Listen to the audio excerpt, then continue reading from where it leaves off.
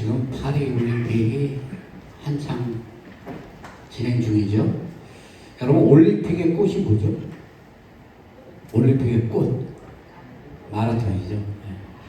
여러분, 우리나라에서 최초의 그 올림픽 마라톤 금메달 딴 사람이 누구죠? 손기정이죠. 네. 맞아요.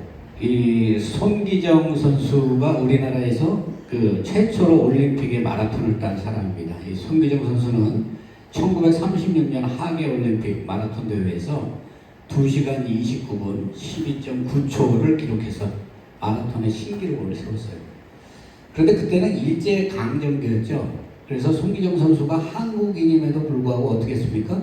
가슴에다가 일장기를 달고 그리고 일본을 대표해서 뛰었어요. 그래서 실제적으로 한국인이면서 최초의 금메달을 가진 사람이지만 실제적으로 올림픽에서는 일본에게 그 금메달을 전해준 그런 사람이기도 합니다. 그 후에 우리나라에서 또 한 명의 이제 그 마라톤의 금메달이 나오죠. 그 사람이 누군가 하면 황영조 선수예요. 저도 그때 그 선수가 그 마지막 결승점에 이 골이 나는 게 이렇게 그 보도되는 걸 봤는데 많은 사람들이 환호하고 많은 사람들이 기뻐했던 것을 제가 이렇게 봤습니다. 이 황영조 선수 같은 경우는 1992년 바르셀로나 올림픽 금메달 리스트예요. 막 우리 가슴에다가 대한민국 그 태극기를 달고 뛰어서 당당하게 마라톤을 1등으로 했던 그런 선수입니다. 여러분, 이 마라톤 뛰어보셨어요? 마라톤 총 거리가 42.19예요. 저는 학창 시절에 한 42.19는 아니고요.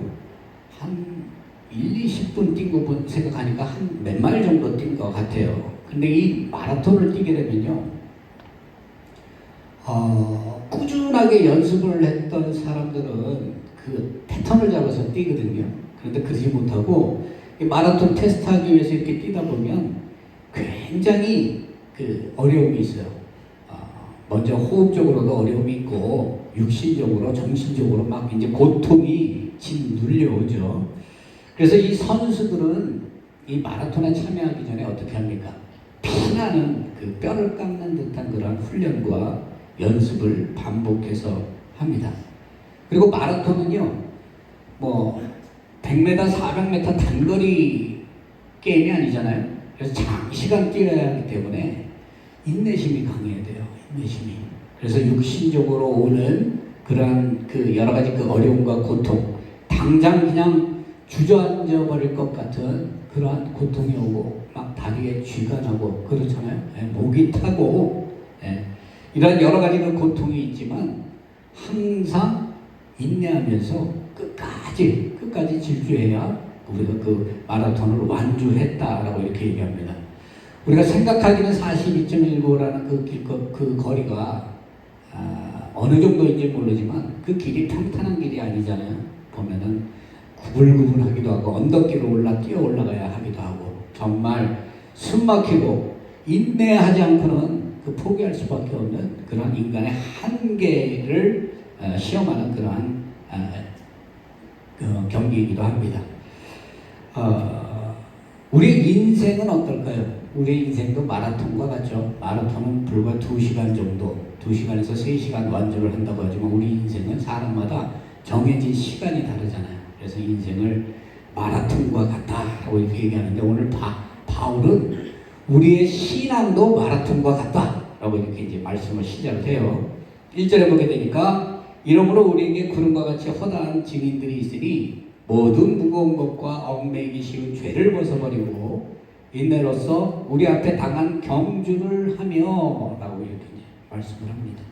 바울이 앞에 보면요 1장에서 11장까지는 많은 믿음의 선진들에 대해서 얘기를 해요. 우리가 잘 아는 노아라든가 아브라함이라든가 요셉이라든가 모세라든가 성경 구약 성경에 나오는 믿음의 사람들, 믿음의 선진, 믿음을 지켜서 하나님께 나아간 사람들, 그 사람들에 대해서 이렇게 나열을 해서 말씀을 하고 난 다음에 결과적으로 이 바울이 뭐라고 결론을 짓는가 하면요, 그러한 믿음의 선진들이 있지만 그들보다 우위를 차지하고 있는 것은 바로 예수 그리스도다. 예수 그리스도다라고 이렇게 얘기를 합니다. 그러면서 우리가 이러한 신앙의 경주를 하는 데 있어서 정말 우리에게 필요한 것이 무엇인가? 어떻게 해야 우리에게 주어진 믿음의 신앙의 여정을 잘 마무리할 수 있는가? 끝까지 달려갈 수 있는가에 대해서 말을 하고 있어요. 오늘 본문 1절에 보게 되면 우리 앞에 당한 경주를 한다라고 이렇게 바울이 분명하게 얘기했죠. 여기서 이 경주라는 말, 이거 헬라어로 트레고라기도 하고 아곤이라는 두 가지의 단어를 썼는데, 이것은 이제 경기장을 달린다. 성경에 보면 run, race 이렇게 돼 있는데 이 다름질하다라는 뜻이에요. 반면에는 그 속에 숨겨져 있는 뜻이 무엇인가 하면 노력하다, 분투하다, 힘쓰다라는 뜻이 있어요. 그러니까 이 믿음의 경주는요, 그냥 되는 게 아니에요. 우리가 노력하고 힘쓰고 최선을 다해서 이 말씀을 가지고 나아갈 때 우리가 그 믿음의 경주를 잘 완수할 수 있다는 것입니다.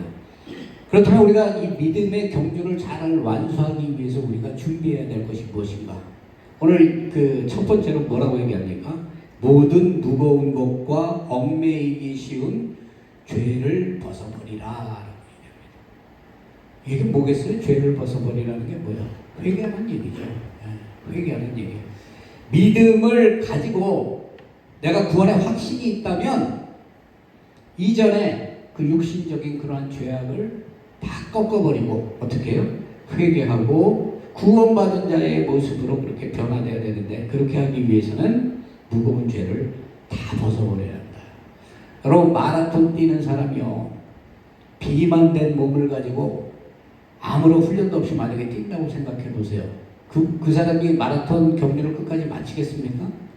그럼 마라톤 하는 사람들의 몸 체형을 보면요, 그 몸에 지방질이 하나도 없어요. 다 근육이에요, 다 근육. 그리고 날렵하게 뛰기 위해서 정말 필요한, 육체에 필요한 그 기능들을 다 발달시키고 인내를 가지고 이렇게 뜁니다. 그래서 이 마라톤을 뛰는 사람들 이렇게 보게 되면 완주하고 끝까지 뛰기 위해서 어떻게 합니까? 무거운 걸 다 벗어버리죠. 무거운 옷을 벗어버리고 운동화도 가벼운 것, 그리고 옷도 가벼운 것을 뛰기 좋게끔 그렇게 만든 것을 착용을 하고 마라톤을 뜁니다. 만약에 마라톤을 뛰는 사람이 이것저것 무거운 거 다 무거운 짐을 지고 그렇게 마라톤을 뛴다면 여러분, 그 마라톤을 그 사람이 끝까지 질주할 수 있겠습니까? 예수님께서 뭐라고 말씀하시죠? 수고하고 무거운 짐진 자들아 다 내게로 오라, 내가 너희를 쉬게 하리라. 우리의 무거운 짐을 우리 스스로 내려놓을 수 없다는 얘기예요. 예수 그리스도께 나아가며 예수 그리스도께서 우리가 가지고 있는 그 무거운 짐들, 나를 짓누르고 나를 고통스럽게 하고 나를 괴롭게 하는 그 짐들에서 우리를 자유롭게 한다는 것이죠. 신앙도 마찬가지입니다. 그래서 우리가 예수 그리스도를 믿는 그 믿음을 가지고 이 신앙의 경주를 해야 되는데, 중요한 것은 우리가 믿음을 가지고 경주를 하는데 그 경주에 완주할 때까지 사단 마귀가 우리를 가만히 내비두지 않는다는 거예요. 항상 신앙의 방해 요소가 우리의 삶에 있는 거죠. 그럼 대표적인 방해 요소가 뭐겠습니까? 죄죠, 죄. 죄에는 어떤 것들이 있어요? 교만이 있을 수 있고, 정욕이 있을 수 있고, 미움이 있을 수 있고, 시기가 있을 수 있고, 의심이나 불신앙 등이 있을 수 있어요. 여러 가지가 있을 수 있습니다. 그렇기 때문에 우리가 온전한 믿음의 경주를 하기 위해서는 우리의 믿음의 경주를 방해하는 이러한 것들, 이러한 죄의 옷을 완전히 벗어버려야 한다. 벗어버려야 한다. 그래서 믿음의 선한 싸움을 하기 위해서는 죄를 벗어버려야 한다라고 이렇게 바울이 얘기를 하고 있습니다. 죄를 벗어버리기 위해서 우리에게 필요한 것, 믿음과 회개라고 제가 말씀을 드렸죠. 우리가 하나님에 대한 확신을 가지고 믿음을 가지고 우리가 나아가는 그 삶의 모습, 신앙의 모습이 우리에게 필요한 거예요. 여러분, 우리가 잘 알다시피 죄는 아담의 범죄로 인해서 죄가 들어왔어요. 우리는 영원히 사는 존재로 하나님이 우리를 창조하셨지만 아담의 범죄로 인해서 죄의 유전을 가지고 우리는 태어나서 우리는 우리의 힘으로 그 죄 문제를 해결할 수 없는 아주 타락한 본성을 가지고 우리는 살아가는 거예요. 그러니까 하나님의 말씀을 통해서 은혜 안에서 우리가 정화되고 날마다 말씀과 진짜 피나는 그 경주를 하지 않으면요, 우리가 그 죄 문제를 해결하지 못하는 거예요. 경주를 하면서 죄의 짐을 짊어지고 그렇게 경주를 하는 그런 바보 같은 삶의 모습을 살아가게 되는 것입니다. 우리가 이 죄 문제를 해결할 수 있는 방법, 그죠? 로마서 5장 12절에 보면 그러므로 한 사람으로 말미암아 죄가 세상에 들어오고 죄로 말미암아 사망이 들어왔나니 이와 같이 모든 사람이 죄를 지었으므로 사망이 모든 사람에게 이르렀느니라. 죽을 수밖에 없는 존재였다는 거예요. 그런데 어떻습니까? 그걸로 인생이, 신앙이, 믿음이 끝이라면 정말 너무나 낙담되고 험할 텐데, 또 성경은 뭐라고 얘기하는가 하면 로마서 그 5장 15절에는 한 사람의 범죄로 인하여 많은 사람이 죽었은즉 더욱 하나님의 은혜와 또한 한 사람 예수 그리스도의 은혜로 말미암아 구원이 모든 사람에게 미치게 되었다. 아담은 범죄에서 우리에게 사망 권세를 줬지만 예수 그리스도는 사망 권세를 깨고 어때요? 우리를 죽음을 이기고 구원으로 인도하는 그러한 그 축복을 우리에게 주신 거예요. 그러니까 우리가 예수 그리스도를 믿으면 죄에서 구원받은 그런 백성이 되는 거죠. 그런데 여러분 보면요, 이 믿음에는 그냥 믿음으로 끝나는 게 아니에요. 우리가 믿음에는 항상 같이 가는 게 있는데 그게 뭡니까? 회개예요, 회개. 믿는다 하면서 죄가 뭔지도 모르고 하나님의 말씀이 뭔지도 모르고 분별하고 구별할 수 있는 그런 영이 없는 그런 사람들, 그 사람들은 진정한 믿음의 자리에 서 있다고 얘기할 수 없는 거죠. 그렇기 때문에 예수님께서 공생애를 시작하시기 전에 제일 먼저 대중들에게 얘기한 말씀이 뭐예요? 회개하라, 천국이 가까이 왔다라는 얘기예요. 회개하지 않고 무거운 짐을 지고 살아가는 우리의 삶의 모습 생각해 보세요. 그 뛰는 모습이 가볍겠습니까? 엉금엉금 기어가고 있는 거예요. 네. 그 무게에 짓눌려서, 그렇죠? 그렇기 때문에 우리는 회개하고 새롭게 되는 믿음으로 새롭게 세워지는 그러한 삶의 역사가 우리의 삶에 함께할 수 있도록 항상 우리가 깨어서 기도해야 하는 것입니다. 우리가 잘 알다시피 그 이스라엘의 가장 위대한 왕을 누구라고 그래요? 다윗이라고 그러잖아요. 다윗이 하나님께서 정말 기름 부음을 주고 이스라엘을 그 다스릴 수 있는 다스림의 권한을 주고 하나님께서 정말 다윗과 언제나 함께 하셨어요. 언제나 함께 했음에도 불구하고 어떻게 보면 세상적으로 가장 잔악하다고 얘기할 수 있는 간음죄와 또 뭐예요? 살인죄를 범했죠. 예. 요즘에 살인 같은 경우는 사형입니다. 사형. 근데 다윗이 회개했다는 거예요. 눈물로 통회하면서 자신을 정결하게 해달라고 통회하면서 다윗이 회개했습니다. 이렇게 회개했을 때 죄사함을 받고 아직까지도 이스라엘의 다윗이 이스라엘을 다스리는 위대한 왕으로 그렇게 자리 잡을 수 있는 거죠. 요한일서 1장 9절에 보면 만일 우리가 우리 죄를 자백하면 그는 미쁘시고 의로우사 우리 죄를 사하시며 우리를 모든 불의에서 깨끗하게 하실 것이다. 그 얘기는 무엇이에요? 우리 안에 가지고 있는 여러 가지 죄악된 모습이 있으면 그 죄를 회개하고 믿음의 자리로 다시 올바르게 서야 한다는 것입니다. 이 두 번째는 무엇을 얘기하는가 하면 오늘 그 바울이 두 번째로는 예수 그리스도만을 바라봐야 된다라고 이렇게 얘기합니다. 여러분 그 마라톤을 뛰는 사람이 굉장히 열심히 뛰었단 말이에요. 최선을 다했어요. 그런데 마라톤 결승점을 가야 되는데 꼭 그런 사람들이 있더라고요. 보면 마지막에 와가지고 방심을 하다가 2등, 1등 되는 경우도 있고요. 또 그 마지막 골인점을 찾아가야 되는데 어때요? 그 결승점이 아니라 딴 데로 뛰어가는 사람도 있다는 얘기예요. 내가 믿음을 가지고 살아간다는 건 목표가 있어야 되잖아요. 목표를 보고 쫓아야 되는데 그 목표가 예수 그리스도가 아닌 사람이 있다는 얘기예요. 네. 그렇죠? 그거는 믿음의 경주가 될 수도 없고 그러한 사람들은 그 경주를 완주할 수 없는 사람이에요. 우리가 곁길로 가고 우리가 돌아가고 어떻게 가더라도 중요한 거는 예수 그리스도께 가는 게 중요하거든요. 우리가 신앙이 뭐예요? 말 그대로 믿음을 통해서 예수 그리스도를 닮아가는 것 아닙니까? 성화의 삶이라는 게 그런 거잖아요. 우리가 믿음을 가지고 있으면 말씀을 통해서 내가 예수 그리스도를 닮아가는 거예요. 어느덧 나도 모르게 내 안에 말씀이 존재하고 내 안에 예수 그리스도의 영이 존재하고 내 안에 죄악과 싸우고 다투고자 하는 그런 마음이 생긴다는 것이죠.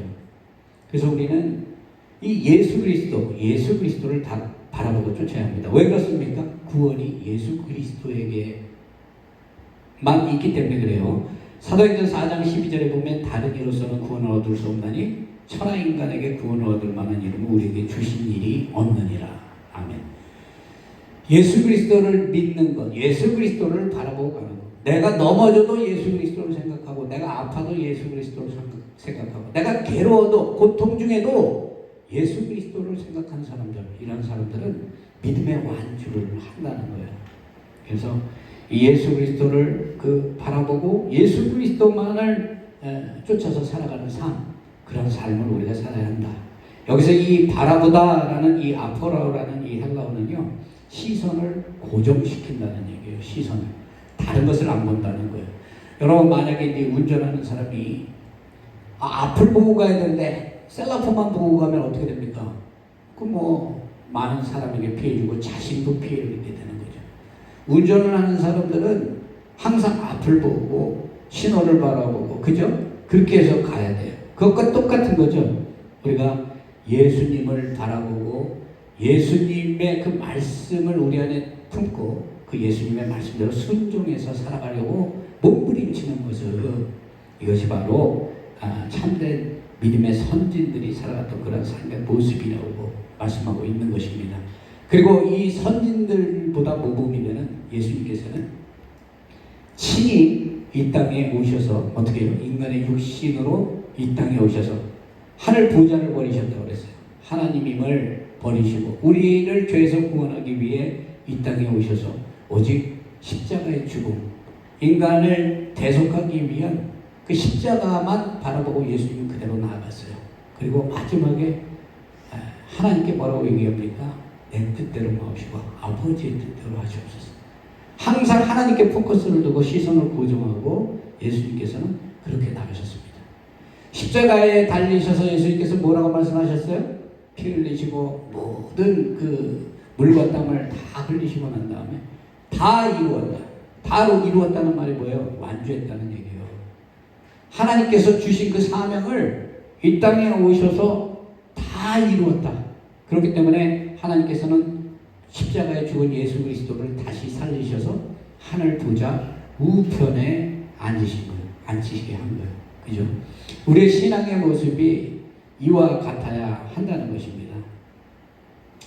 그런데 우리가 이렇게 하나님만 보고 살아가면 좋은데 하나님만 바라보지 못할 때가 너무나 많아요. 그런가 하면 우리의 그 믿음이 너무나 연약하고 부족할 때가 많기 때문이죠.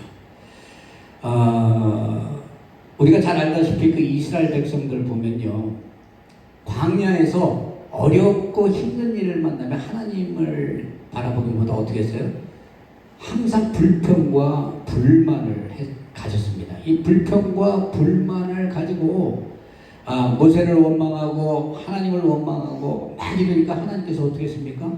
불뱀을 보내가지고 다 물려서 죽게 했단 말이에요. 근데 그들이 이제 두려우니까 모세에게 하나님께 기도해달라고 해서 모세가 회개의 기도를 하고 하나님께 긍휼을 구하는 기도를 하니까 하나님께서 그 녹뱀을 만들어서 달고 그것을 보는 자는 다 살게 될 것이다. 내 안에 불뱀한테 물려서 독이 다 퍼져 있는 상태에서 하나님의 말씀대로 정말 내일 죽을 것 같고 내 삶에 큰 문제가 있어도 하나님의 말씀대로 예수 그리스도만 바라보니까 어떻게 된 거예요? 녹뱀을 바라보니까 죽지 않고 산 거예요. 죽을 병이 해독되고 안에 가지고 있는 삶의 문제들이 다 풀어지는 역사가 일어나는 거예요. 어디에? 예수 그리스도의 이름에. 그래서 우리가 예수 그리스도를 바라보는 그러한 그 신앙을 가져야 합니다. 이사야서 45장 22절에 보면 땅 끝의 모든 백성아 나를 앙망하라. 그리하면 구원을 얻으리라. 하나님만 바라보는 신앙. 이러한 신앙을 우리가 가져야 할 것입니다. 세 번째는 인내함이에요. 인내함. 3절에 보면 너희가 피곤하여 낙심하지 않기를 위하여 죄인들이 이같이 자기에게 거역한 일을 참으신 일을 기억하라. 기억하라. 우리가 그 마라톤 선수들이 이제 그 마라톤을 뛰게 되면 수도 없는 고통이 오거든요. 괴로움이 찾아옵니다. 인간의 한계에 부딪히는 그런 시간들이 많이 와요. 그 우리의 믿음의 경주도 똑같아요. 정말 그 하나님과 가까이 있는 것 같고 내가 하나님께 깊이 있는 것 같은데 삶의 현실이 변하지 않는 거예요. 여러분 보세요. 노아가 하나님께서 인간이 죄악에 만연한 것을 보시고 난 다음에 노아에게 방주를 지라고 그랬어요. 요즘처럼 쉽게 배를 짓고 이래갖고 한 1년 만에 지면 되는데 어떻습니까? 120년이라는 시간 동안 노아는 방주를 지었어요. 그러면 우리는 노아가 방주를 짓고 구원을 받았다는 데만 이렇게 포커스를 두지만 그 120년 동안 아무 일도 일어나지 않고 방주만 짓고 있는 노아의 입장을 한번 생각해 보세요. 기가 막힐 거 아닙니까? 사람들이 다 조롱하고 쟤는 정말 바보야. 있지 않을 일을 가지고 평생을 자기의 삶을 저렇게 방주 짓는 배 짓는 일에 저렇게 하고 있는 조롱했다고 얘기하잖아요. 하지만 결과가 있다는 거예요. 결과가. 그 결과가 뭐예요? 하나님의 때가 되니까 방주의 문이 닫히고 하나님의 말씀대로 어떻게 됐습니까? 그들은 시집가고 장가가고 먹고 마시고 즐거워했지만 결과적으로 다 이생의 삶으로 삶이 끝나고 저주와 심판 속에 거하게 된 거예요. 하지만 거기에 구원받은 사람은 누구예요? 노아와 그 가족들 뿐이에요. 이와 같이 우리가 신앙생활, 믿음생활 하다 보면 우리의 삶 속에서 우리를 믿음으로 가지 못하게 하는 방해하는 여러 가지 괴로운 것들이 있거든요. 근데 그것이 괴로운 괜찮은데 그것이 우리에게 즐거움을 준다는 얘기죠. 왜? 그것이 미혹이고 유혹이에요.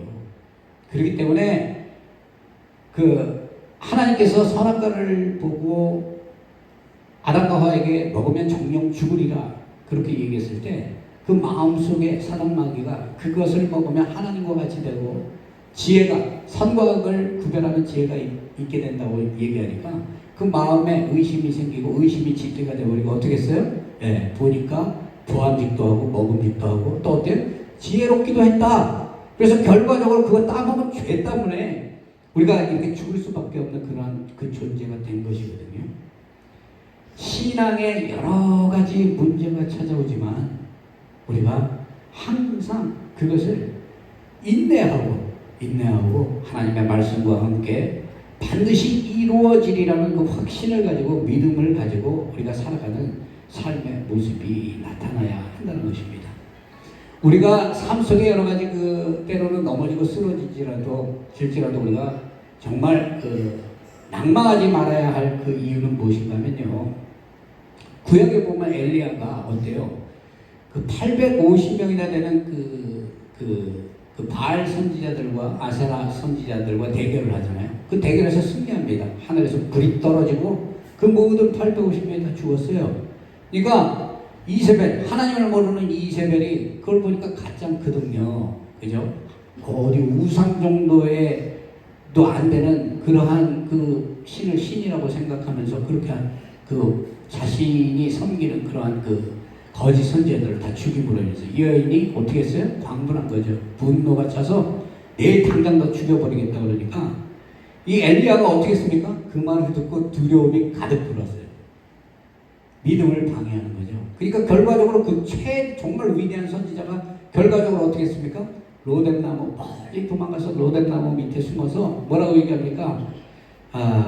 차라리 자신이 죽기를 그렇게 하나님께 간구하는 이러한 연약한 모습, 이게 우리의 신앙 속에 그러한 모습이 있다는 거예요. 하지만 하나님께서는 우리의 힘과 능력으로 안 되는 그러한 우리가 입장에 있다 할지라도 하나님께서는 우리를 붙드시고 다시 세우는 그런 역사가 일어나는 것입니다. 우리가 삶 속에서 신앙생활 하다 보면요, 삶의 여러 가지 고통들이 옵니다. 여기 5절에서 11절까지 보게 되면요, 그 고통과 여러 가지 방해되는 것을 하나님의 징계하심이라고 이렇게 바꾸는 얘기예요.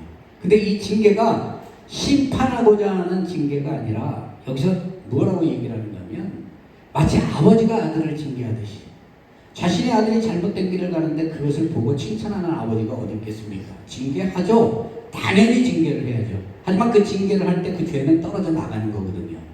그러니까 하나님께서 삶 속에서 여러 모습으로 우리를 징계한단 말이죠. 이 징계할 때 그것을 징계로 깨닫고 하나님의 사랑으로 깨닫고 우리가 회개하고 돌이키고 인내하고 참아내야 하는 것입니다. 그래서 7절에 보면 너희가 참으면 징계를 받기 위함이라 하나님이 아들과 같이 너희를 대우하시나니 어찌 아버지가 징계하지 않는 아들이 있으리요 라고 이렇게 얘기하고 있어요.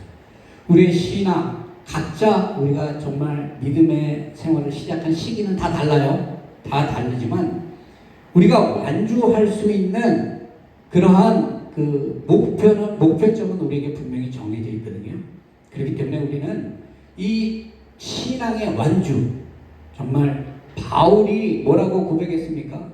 디모데후서 7장 8절에 보면 나는 선한 싸움 싸우고 나의 달려갈 길을 마치고 믿음을 지켰으니 이제 후로는 나를 위하여 의의 면류관이 예비되어 있으므로 주곧 의로우신 재판장이 그날에 내게 주실 것이다. 하나님이 면류관을 씌워줄 거라고 바울은 이렇게 고백을 했어요.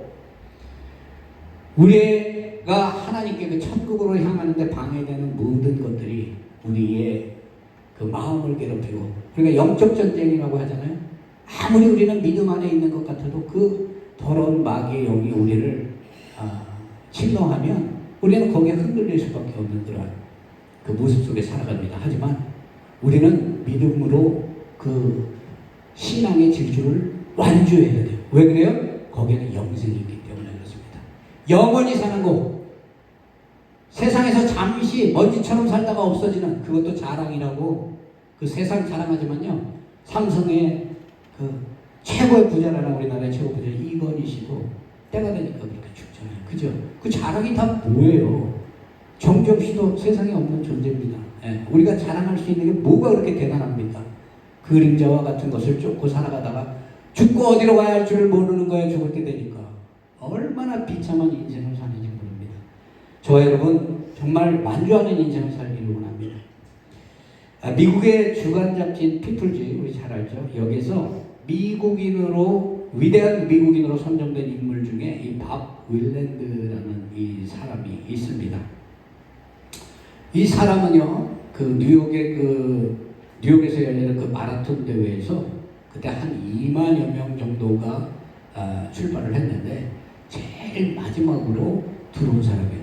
그런데 이 사람이 그 마라톤 경주를 완주했어요. 이것을 보고 사람들이 막 감동을 하고 기뻐하고 정말 그 사람을 이렇게 위대한 미국인으로 이렇게 추대할 만큼 이렇게 놀라게 하는 사건이 있었는데 그 이유가 무엇인가 하면요, 이 사람은 다른 사람과 동등한 그러한 신체 조건을 가지고 있지 않았어요. 한번 사진 한 장 보여주실까요? 보면 이 사람의 모습이, 제가 이게 그 사진을 이렇게 이쪽에다 파워포인트에다 옮겼는데 깨끗하지 않네요. 이 사람 보면 어떻죠? 다리가 없어요. 다리가. 두 팔 주먹에다가 가죽 붕대를 메고요. 42.19를 딴 사람은 2시간 반 만에 뛰는 것을 어떻게 해요? 일주일에 걸려서 뛰어서 완주해서 들어온 거예요. 그래서 마라톤 대회에서 모든 것을 패배하고 끝났는데 그 사람들을 통해서 누가 아직까지도 끝까지 그 결승점을 향해서 뛰는 사람이 있다라고 제보가 들어와서 확인해 보니까 이 그 사람이 실제적으로 이렇게 밥 윌랜드라는 사람이 끝까지 이 경주를 완주했다라고 얘기를 합니다. 여러분, 그 일주일을 두 팔을 가지고 뛴 저 사건이 아무것도 아닌 것 같지만 이 사람이 그 완주를 하고 난 다음에 뭐라고 얘기를 했는가 하면 인생은 어디서 출발했는지가 중요하지 않습니다. 어떻게 끝마쳤느냐가 중요합니다 라는 명언을 남겼다고 그래요. 우리 믿음도 그렇지 않아요? 내가 믿고 믿음의 자리에 있는 거 자랑할 게 아니죠. 어떻게 믿음을 끝까지 지키고 완주하느냐. 십자가에, 예수님 십자가 옆에 있던 그 두 강도 중에 평생을 죄악으로 살아와서 저주의 십자가에 달렸음에도 불구하고 한 영혼은 구원을 받고 한 영혼은 저주를 받고 심판을 받았고 인생이 끝났어요. 하늘의 문은 열려 있습니다. 멸류관의 문은 열려 있어요, 여러분. 우리가 정말 예수 그리스도를 바라보고 인내하고 온전히 이 하나님 예수 그리스도 안에 구원이 있다는 것을 우리가 믿고요. 믿음의 그 경주를 완주해서 하나님이 주시는, 여기 11절에 그렇게 얘기하죠. 뭐라 그래요? 의와 평강의 열매. 하나님이 주시는 귀한 멸류관의 상을 받는 저와 여러분 되시기를 주의 이름으로 축원드립니다.